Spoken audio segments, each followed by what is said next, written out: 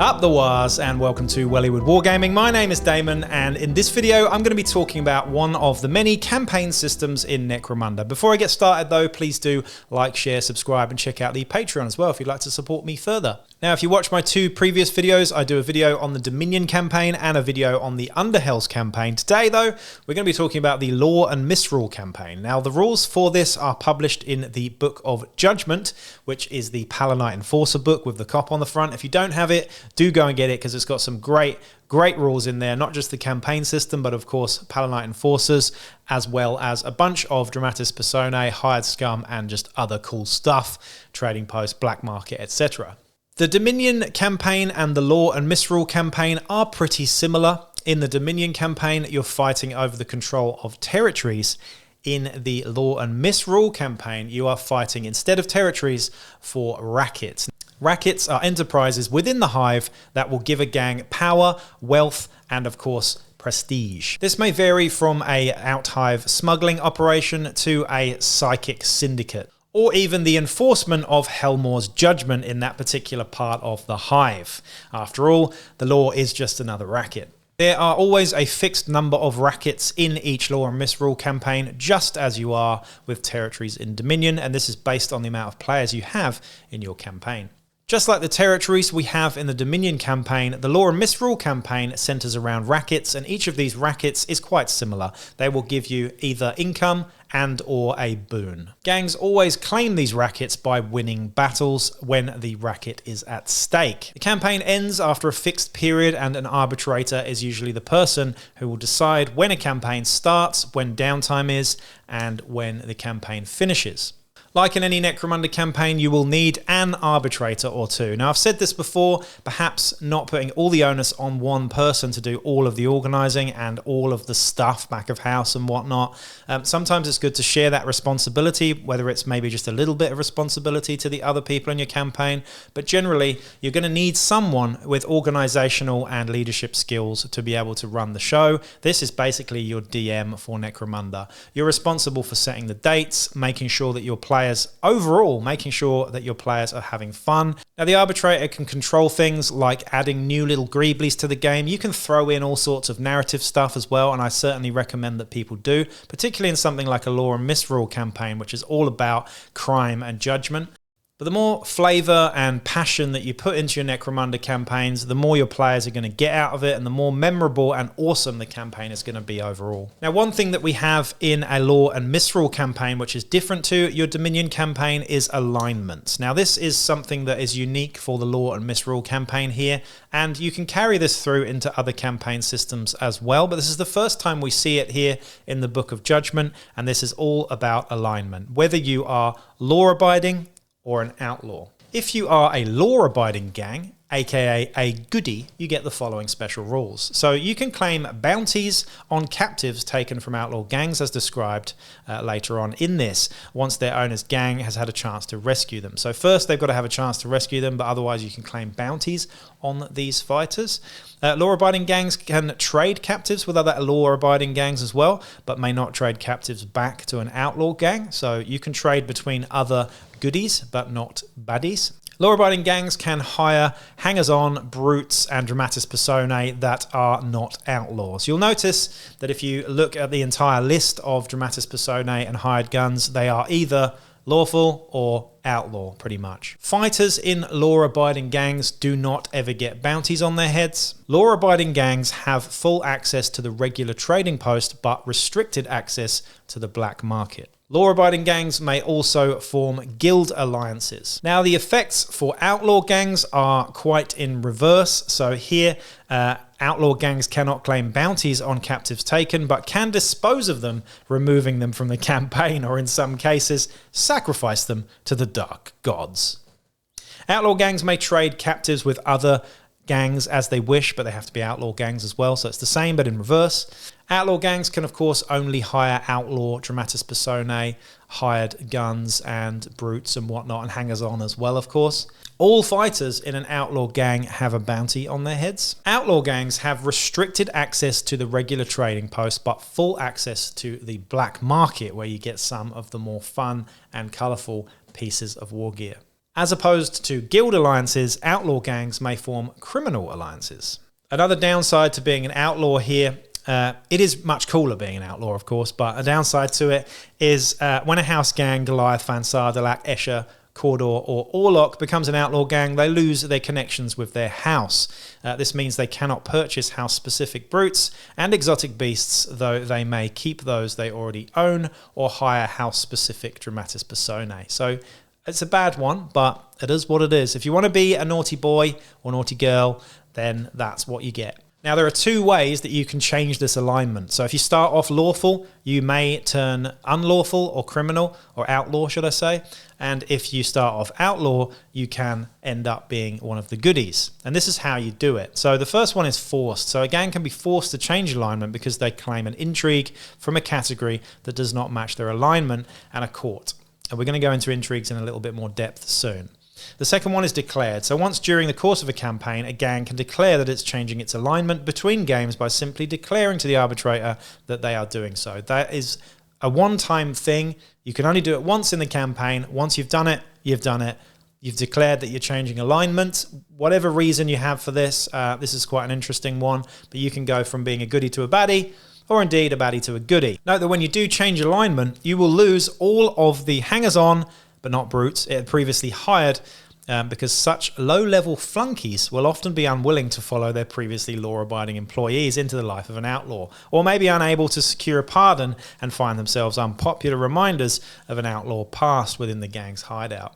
The Law Misrule campaign is exactly the same in length generally as the Dominion campaign, and you have 3 phases, or 2 phases with 1 downtime. The first part is the expansion phase, which is a maximum 3 campaign weeks or cycles. We then have downtime, which is 1 campaign week or cycle, and then we have the justice phase at the end there as well, which is a minimum of 3 campaign weeks or cycles. The same as the Dominion campaign here, we have the issuing and accepting challenges here, so all of the same rules for that. At the beginning, these are done randomly. So you're looking to try and gain all of the rackets that are out there within the campaign as quickly as possible in that first campaign phase. But then after that, it's done in ascending order or descending order, whichever way around that is. So the bottom lowest gang rating gets to choose who they're going to challenge. You can accept or refuse to challenge as a gang. If you refuse to challenge, you are handing over that racket without a fight. So do be mindful of that. Once downtime happens, we get exactly the same thing as we do in a Dominion campaign. So your fighters recover, all of your captives are returned to your gang, your juves and prospects are promoted, and you get fresh recruitment of, again, 250 credits to spend on new fighters and their equipment. Now, this cannot be added to the stash, but your stash can be added to this, if that makes sense.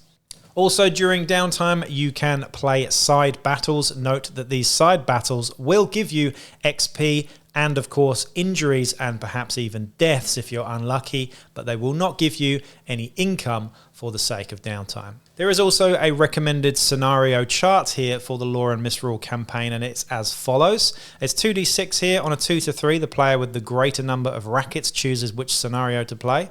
If both players have the same number of rackets, both players should roll a d6, with the player who rolls the highest choosing. If the scenario dictates there is an attacker and defender, the player who chose the scenario will automatically be the attacker and the other the defender. On a 4 and 5, you play the looters or the trap scenario. On a 6 to 7, it's ambush or marauders. On an 8 to 9, it's border dispute or smash and grab. And on a 10 to 12, the player with the fewer rackets chooses which scenario to play, similar to the 2 and 3 there as well. So what you will have noticed so far is that the Law Misrule campaign is incredibly similar to the Dominion campaign. So you're probably wondering, what's the difference? Why would I play this over the other? Well, there's just a bit more flavor in this one. And I have to say, I think personally, the Rackets are more interesting than the Dominion territories. However, the thing that really makes this stand out as a campaign is the fact that we have something called Intrigues. Of course, we've got the alignment that we talked about earlier, which adds a little bit more flavor to it, but the Intrigues, what I'm going to go into now, are really what set this campaign system apart. At the start of each game, you have a deck of intrigues. Now, I highly recommend you either have a pack of playing cards that you can map against these intrigues, or you just find a way of printing them out so that you've actually got copies of these, because you're going to use them in all of your games. You're going to select 3 random intrigues each. You're going to read them, you're going to put them face down, and you're going to use them in your battle. Now, going back to what we talked about alignment earlier with criminal or outlaw gangs and goody lawful gangs here, your alignment can change depending on some of the intrigues that you claim as well. Now, intrigues are basically little side subplots. They're very similar to subplots, actually. They might have a particular thing that you've got to do, and you get something in return for that, whether it's rep or money or a piece of equipment. We're going to go through some of the intrigues later on, but what we have here after the game is alignment checks. So depending on if a gang claimed one or more intrigues from a category that did not match their alignment during the battle, they must make an alignment check for each such intrigue claimed. To make an alignment check, roll a d6 as detailed in the description of the intrigue claimed. If the gang is law-abiding, roll an extra d6 for each fighter that took part in the battle, equipped with an illegal item. So the more illegal items you have, the more likely it is that you'll end up turning outlaw. On a roll of 1 of any of the dice, the gang's actions have caused their alignment to change, and the gang's alignment now changes. Gangs that cannot change their alignment, such as enforcers or chaos cultists, who are always lawful and outlaw, respectively, suffer a loss of 5 reputation every time they fail an alignment check, which is pretty nasty. The rewards of infamy and duty. So depending on your rep and bearing in mind your alignment and the fact that that can shift and can lose your rep as well, we have the following thing. So if you're an outlaw and your reputation is 1 to 4, a black market trade, the gang gains unrestricted access to the black market. If you're 5 to 9 here, the gang may immediately hire 1 scabber hanger-on for free, which is pretty cool. Nice model, this one. On a 10 to 14 black market trade discount, the gang gains a 10% discount on all black market items at the black market. On a 15-19, if you've got that much rep, the gang may hire up to 2 outlaw hire scum hired guns for free during the pre-battle sequence of every battle. If you've got a 20 to 24, we're getting very high now, you get 25% off at the black market. And if you've got 25 plus rep as an outlaw, the gang may immediately hire 1 proxy hanger-on for free as well.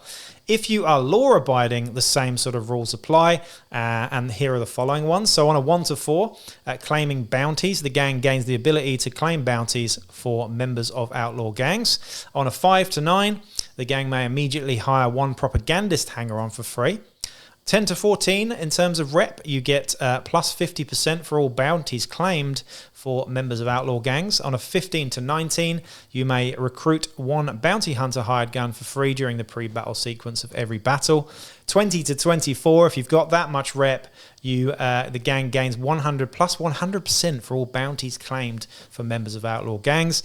And if you've got 25 plus in rep, you may hire 1 fixer hanger-on for free there as well. Just like the Dominion campaign, there are different ways of winning. The overall winner of the most rackets by the end of the campaign is known as the Racketeer, and basically is the main winner of the campaign. We also have the Hitman, who is the person who takes the most enemy fighters out of action during the campaign. We have the Financier, who is the largest wealth at the end of the campaign. We have the Muscle, who's the most battles fought across the campaign. And of course, the Lord of Law, or Misrule, reputation being the highest at the end of the campaign as well. You can give out awards to your players for these if you really want to too, which is quite a nice way of adding a little bit of incentive to push for these things. So going back to what we were talking about with intrigues, this is a nice little layer to add to the Law Misrule campaign, and something that I really enjoy. So at the start of every game, you're going to randomly pick 3 of these intrigues. You're going to have a quick look at them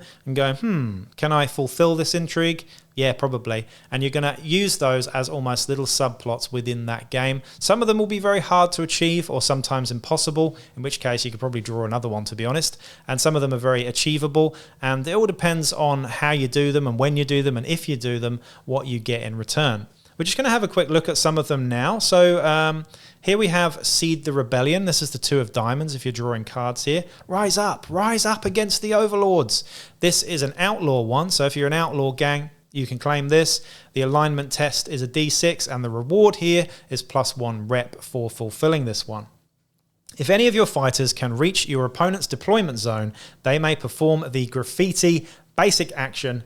Each time this action is performed, make a note. If this action is performed twice, your gang has claimed this intrigue. If this action is performed 4 times, your gang can claim this intrigue and is rewarded with +2 rep as opposed to the +1 rep that you normally get for it. So really cool, really fluffy, real narrative flair there. You're trying to sneak a bunch of Juves into the back. I mean, you're going to send Juves really into their backfield, do a bit of graffiti, and you get extra rep for it. What's not to like there? This one I really like. This is Collect a Debt. This is an Outlaw 1 as well. The alignment test is also D6, and you get 100 credits for this one. So there's definitely more of an incentive for this one as opposed to the last one we talked about with rep. And the way that you do it is as follows. When one of your fighters is engaged with an enemy fighter, instead of performing a fight basic action, they may perform a shakedown double action. If this action is performed once, your gang can claim this intrigue. So you've got it's a double action, so you can't just charge and fight and do it because you don't get the double action at the end of it. But if this comes off, if the situation arises where this happens, you can get 100 credits. It's pretty nice. It's better than just maybe the 1 XP of perhaps taking that fighter out in close combat. Worth thinking about, and again, a nice little bit of fluffy narrative fun there. One of the law-abiding ones now, this one is Mark the Impure. This is law-abiding, alignment-tested D6, and you get +2 rep for this one. A lot of these are rep-based, which is pretty cool. When one of your fighters activates within 6 inches of your opponent's leader, if you can get that close without getting killed, they may perform a picked capture. So they've got a little camera phone on them, and you're trying to take a picture of the enemy leader.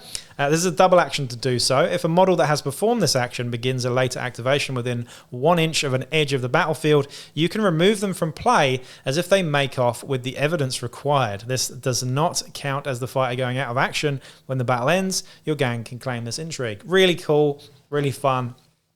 I love all these things, and I highly recommend you use them. Let's have a look at some of the rackets now. So remember, with the Dominion campaign, we had territories. They usually had an income and a boon. It's very similar here with rackets. Instead of a piece of territory, you've gained control of some sort of enterprise, whether it's criminal or whether it's lawful. Let's have a look at some here. We've got the cold trade here. The cold trade is the traffic in forbidden devices bought from off-world. Some surface in the depths of the Underhive and command a grand price to those who value them. The racket boon for cold trade is as follows. Whilst it controls this racket, one member of the gang may have a single item from the Xenos weapons section of the black market for free.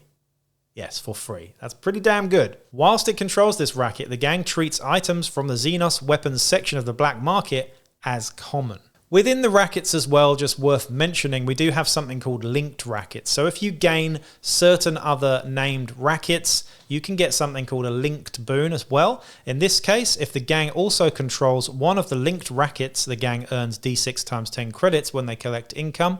And also, if the gang also controls both of the linked rackets, in this place, the Outhive smuggling routes and Spire patronage. So if you have all 3 of these rackets, you gain 2d6 times 10 credits, as well as the boons from each of these rackets as well. So it's pretty good, isn't it? Another one here is the Whisper Brokers. More valuable than jewels and more elusive than clean water, knowledge is true power, said by a Delac, clearly.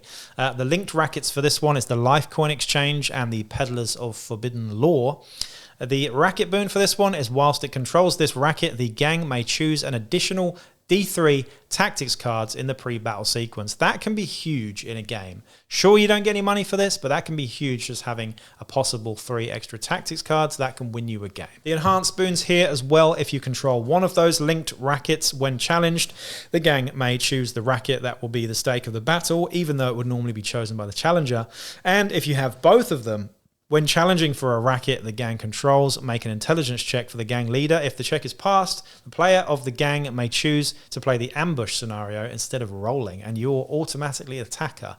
That's pretty nasty. You don't want to be ambushed. Being the defender in an ambush scenario really sucks. So in summary, I would say the Law Misrule campaign is really fluffy and narrative driven and just a really nice way of playing the campaign. You do still have the same problems with it though. I still feel like there's too much money. So if you're an arbitrator, there are ways to mitigate that in terms of balance. Of course, the person who can play the most usually ends up on top here.